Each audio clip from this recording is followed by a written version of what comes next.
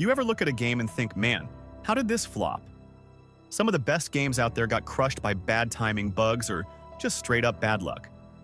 And honestly, they deserved way better. Today we're diving into 10 games that flopped hard.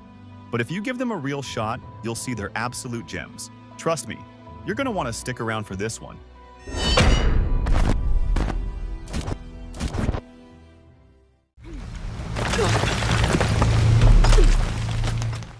Shadow of the Tomb Raider kinda got lost in the noise when it first dropped. Lara Croft is one of the most iconic faces in gaming, and the rebooted trilogy was on a serious hot streak.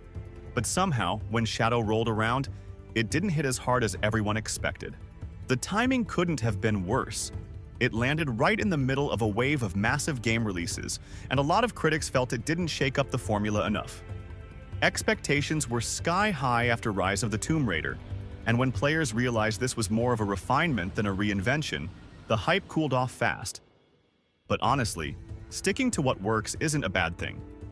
Shadow digs deeper into Lara's character than ever before.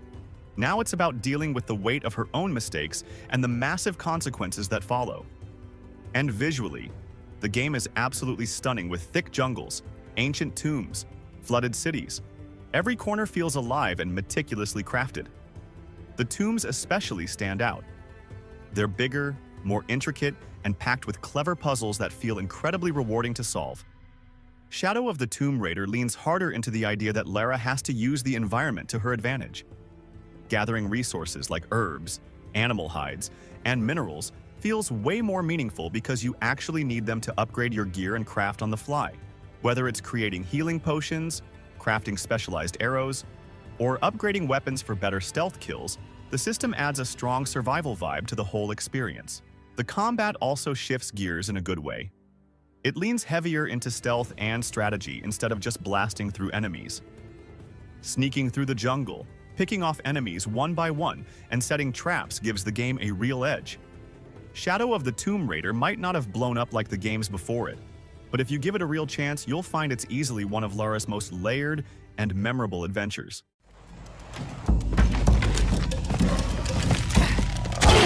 That's it!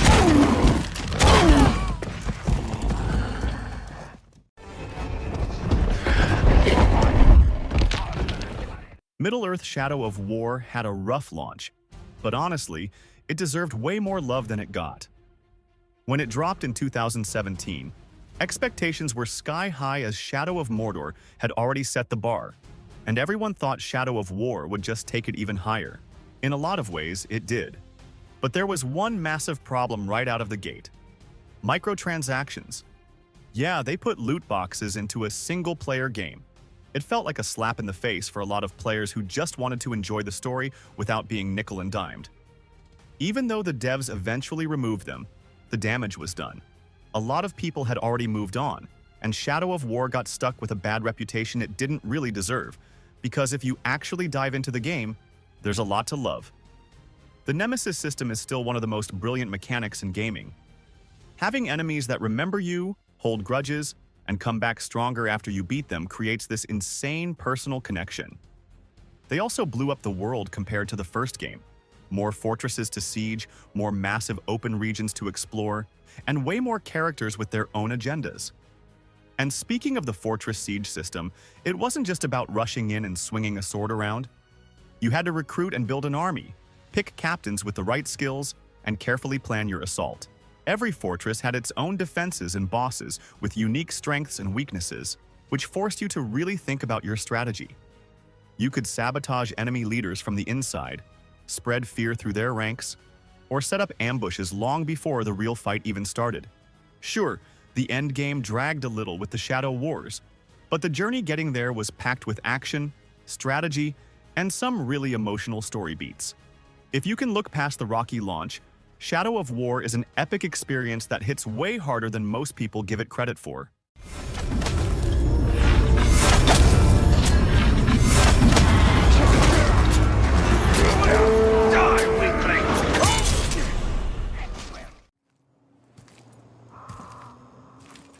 Damn it. Dying Light 2 had a rough start, no doubt about it. When it finally dropped in 2022, after years of delays and massive hype, A lot of players were met with bugs, crashes, and some serious performance problems. It was enough to turn off a huge chunk of the audience before they even got a real taste of what the game had to offer. But if you actually stick with it, Dying Light 2 reveals itself as one of the most immersive and thrilling zombie games out there. The parkour system is easily one of the game's biggest highlights. Sprinting across rooftops, vaulting over gaps, and sliding under wreckage feels buttery smooth and gives you an incredible sense of freedom. There is nothing quite like navigating a crumbling city with that kind of speed and agility. Combat is another area where the game really steps up. Smashing your way through hordes with improvised weapons feels raw and intense, and the constant threat of human enemies adds even more chaos to every encounter. Then comes the real kicker: Nightfall. During the day, you can almost feel safe, picking off zombies without too much trouble. But once the sun goes down, it's a different world entirely. The infected become faster, meaner, and absolutely relentless, forcing you to move smart and think even faster. But where Dying Light 2 really stands out, though, is in how it handles player choice.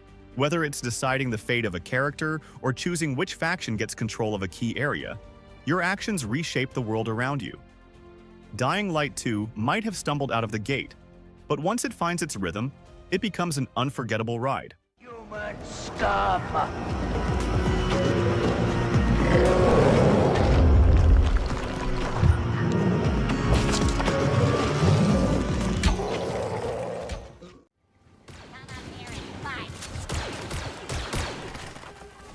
When Star Wars Jedi Survivor dropped, expectations were sky high. It's Star Wars after all, and a direct sequel to Jedi Fallen Order, which almost everyone loved. But somehow, things didn't go exactly as planned at launch. The game hit the shelves with some pretty rough technical issues, especially on PC. Frame drops, crashes, weird bugs, you name it, and it was there. And nothing kills hype faster than a game that feels broken on day one. But here's the thing. Once the patches rolled out and the dust settled, Jedi Survivor showed its true colors. Under all the launch drama, there's an amazing game just waiting to be played. Everything that made Fallen Order so great is back, but bigger, better, and sharper. The combat feels way more alive now, with new lightsaber stances that let you really tailor how you fight. You can go all in with a double-bladed saber, switch it up with a blaster, or find your own crazy style. It's fast, it's fluid, and honestly, it's a blast once you get into the flow. Exploration got a serious upgrade too. The planets are way larger and packed with hidden areas, secrets, and challenges. The whole Metroidvania vibe is strong, rewarding players who love backtracking with new abilities to unlock even more of the map. Story-wise, Jedi Survivor leans into deeper emotional territory. Without giving anything away, Cal Kestis's journey after Order 66 is full of weight and tough decisions. Some people thought the pacing dipped compared to the first game, but taking more time with the emotional beats adds a richness that was missing before. It's not just about swinging sabers anymore, it's about survival, loss, and finding a place in a shattered galaxy. And visually, Jedi Survivor is nothing short of stunning. From sprawling alien worlds to tight, atmospheric corridors, every environment feels crafted with real love. It's a game that deserved way more praise than it got at launch. And now, it's finally getting the love it always should have had.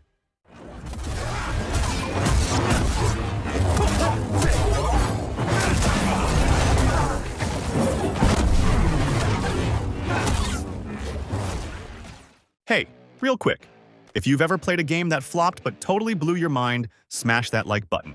Seriously, it takes less than a second. Drop a comment too. Tell me which game you'd defend with your life, or just scream, "underrated masterpiece" in all caps. That's the kind of stuff that really helps push this video to more folks who need to give these games a second shot. And yeah, I read and replied to every single one. And if you're not subscribed yet, don't leave me like a forgotten gem on a bargain shelf. Hit that sub button and stick around. We've got plenty more hidden treasures coming your way.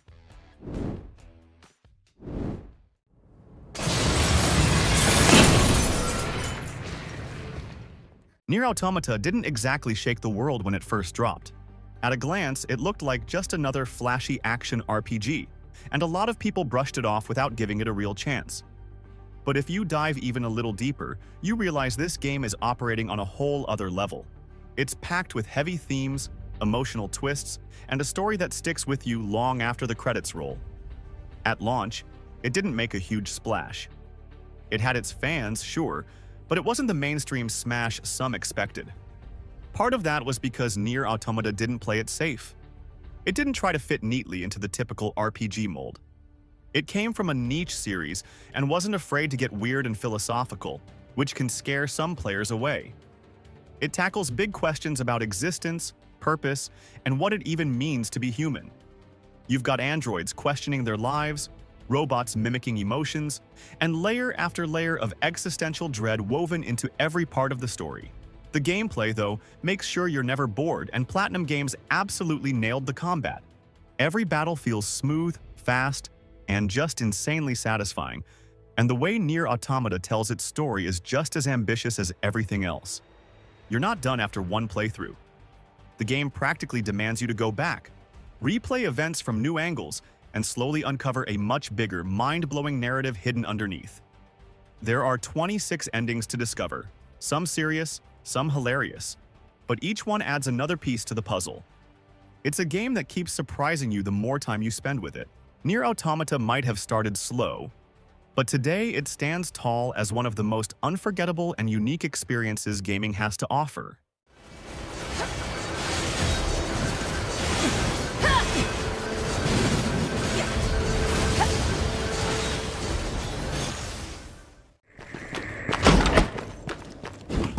Prey had everything lined up to be a massive hit, but somehow, it slipped under the radar.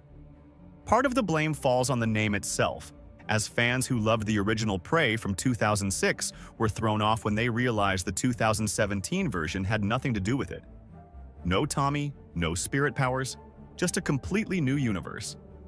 That disconnect turned a lot of people away before they even gave the game a real shot. But if you go in without any expectations tied to the old Prey, what you get is one of the most brilliant sci-fi experiences of the generation. Arcane Studios, the same minds behind Dishonored, poured their talent into crafting a world that's insanely interconnected. Every area on the station feels alive, offering endless ways to approach any situation. You can sneak, hack, blast your way through enemies, or even shapeshift into random objects. Yes, you can literally become a coffee cup to sneak past threats. One thing that really makes Prey stand out is how it rewards exploration in a way few games do. The station is packed with hidden stories, secret paths, and tiny environmental clues that piece together the bigger narrative. You might stumble across an abandoned office, find an audio log, and suddenly uncover a whole subplot about a crew member's last desperate moments. And the Typhons, especially the Mimics, are pure nightmare fuel. Nothing cranks up paranoia like walking into a room and wondering if that chair is about to kill you. Fighting them isn't just about pulling the trigger, it demands creativity. The glue gun alone opens up wild possibilities, from building makeshift platforms to trapping enemies in mid-attack. Warning, examination theater. People are quick to project human features onto things. Rage 2 had all the ingredients to blow everyone away, but somehow it just didn't stick the landing. The idea was simple and exciting. A wild, open world packed with non-stop action, over-the-top weapons, and pure chaos. But when the game finally dropped, it didn't exactly deliver on all that hype. The marketing promised a vibrant Mad Max-style wasteland full of life, but what players got was a world that often felt empty and repetitive. Instead of a deep, engaging experience, Rage 2 leaned heavily into mindless shooting without giving much reason to care about the world or the story unfolding around you. For those hoping for more substance, the lack of meaningful narrative was a real letdown. Even with all that, it's not like Rage 2 has no value. If you dive into it with the right mindset, the game's chaotic gunfights are insanely fun. The weapons feel powerful and satisfying, and the special abilities add a crazy layer of destruction that keeps the adrenaline pumping.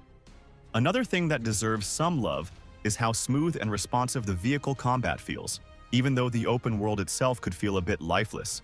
Tearing through it in heavily armed cars, bikes, and monster trucks added a whole new level of fun. They're packed with mounted weapons, turbo boosts, and gadgets that turn every road trip into a rolling battlefield. chasing down convoys across the desert, or engaging in high-speed shootouts with raider gangs was some of the most satisfying stuff Rage 2 had to offer. Plus, upgrading your rides with better armor, weapons, and speed mods gave you even more ways to dominate the wasteland. But one really cool aspect that often gets overlooked in Rage 2 is its nano-tribe ability system. Scattered throughout the wasteland are ancient arcs, hidden bunkers left behind from a lost civilization. And inside them, you unlock new powers that completely change how you fight. You can launch yourself forward with a devastating slam that sends enemies flying, throw up an energy shield to block incoming bullets, or even send out a kinetic blast that shreds anything too close. Rage 2 may not have been the revolutionary open-world shooter everyone wanted, but if you are just looking for pure, unfiltered mayhem, it still delivers a wild ride worth experiencing.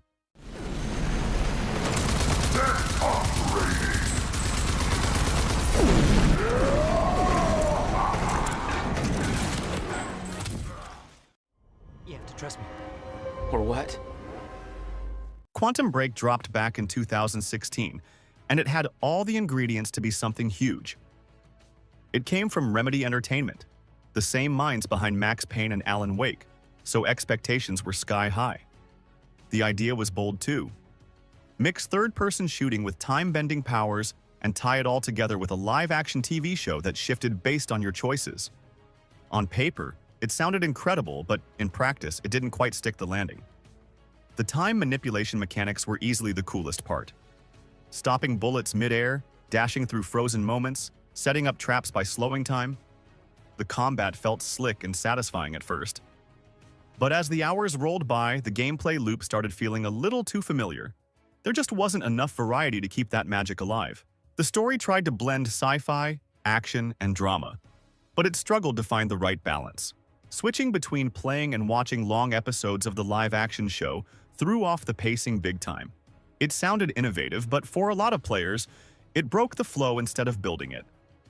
But one really underrated aspect of Quantum Break is how the game blends environmental storytelling into its level design. Scattered throughout the world are documents, emails, voice recordings, and even whiteboard notes that slowly piece together the larger conspiracy behind Monarch Solutions and the Time Fracture Crisis. Quantum Break ended up being one of those games that really only clicked with a niche crowd. It didn't hit the mainstream the way Remedy probably hoped. Still, if you're into games that take risks with storytelling and you love messing with time in creative ways, there's a lot to appreciate here. It's not perfect, but it's an experience you won't find anywhere else.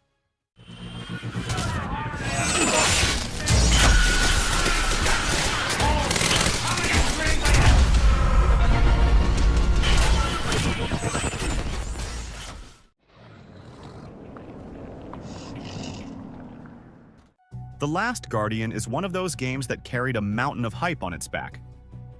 Announced way back in 2009, it came from the same studio that gave us Ico and Shadow of the Colossus, two absolute legends in gaming, so expectations were through the roof. But by the time it finally landed in 2016, the gaming world had moved on a bit, and the crazy long development cycle ended up working against it. One of the biggest reasons it got so much heat was Trico, the massive creature you team up with during the journey. He's not your typical game companion. He doesn't follow orders like a robot, and that threw a lot of people off. Some players wanted instant responses, perfect commands, but that was never the point. Trico acts like a living, breathing animal, sometimes stubborn, sometimes scared, but always full of personality. And honestly, that's what makes your bond with him feel real. Another thing that rubbed players the wrong way was the camera and controls. They felt clunky and a little outdated, especially at a time when people expected everything to feel buttery smooth, and it could definitely be frustrating at times. But if you stick with it, you start to see the bigger picture. The way the boy and Trico communicate, not with words but through actions and trust, hits differently. The Last Guardian didn't light up the sales charts, and it probably never will. But for the players who get it, for those who can look past the rough edges, it's a powerful story about friendship, loyalty, and growing up. And honestly, it's one of those rare games that stays with you long after the credits roll.